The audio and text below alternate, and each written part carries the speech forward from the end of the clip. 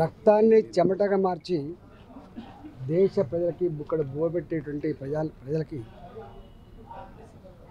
తన శక్తినంతా దారపోసిన జాతి, సంపద సృష్టించి అన్నిటికీ దూరమైన జాతి, అణిచివేతకు గురైన జాతిని పైకి తీసుకురావాలన్నటువంటి కృతనిశ్చయంతో నమ్ముకున్న జాతిని, నమ్ముకున్న ఆశయాన్ని, గమ్యాన్ని ముద్దాడేంత వరకు ఎన్ని నిర్బంధాలను లెక్క చేయకుండా ఇవాళ ఆశయాన్ని ముద్దాడి ఆ క్రమంలోనే భారత ప్రధానమంత్రి యొక్క తన మన్ననలు పొంది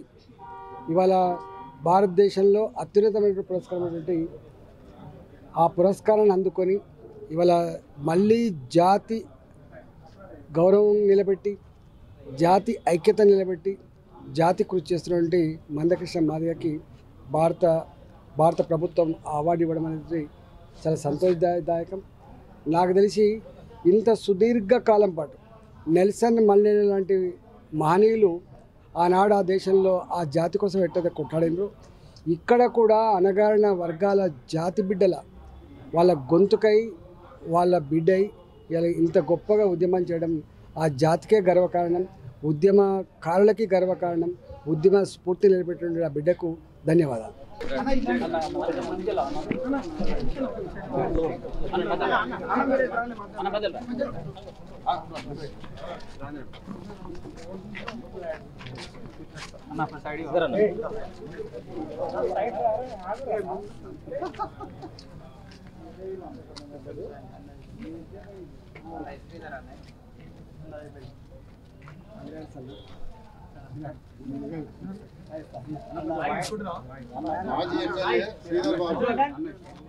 మాజీ ఎమ్మెల్యే శ్రీధర్